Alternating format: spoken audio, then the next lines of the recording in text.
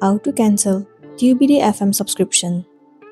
It's a very simple and a quick process, so without any further delay, let's jump right into the video. First thing first, what you want to do is head over to your App Store. Tap on your profile at the top right corner of the screen. Now head over to Purchase History.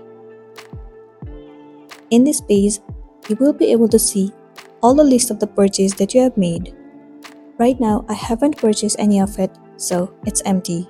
But for you, if you have bought the subscription of Tubidy FM, then it will be available to you in this page.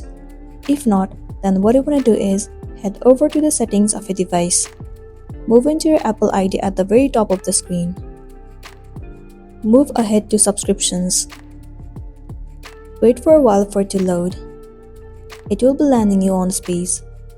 In this page, you will be able to see all the list of the application that you have bought the subscription of.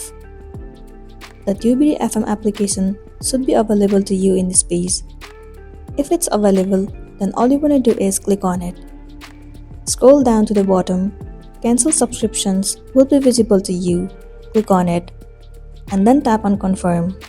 Once you have clicked on confirm, your Tubidy FM subscriptions will be removed successfully and then you'll be good to go.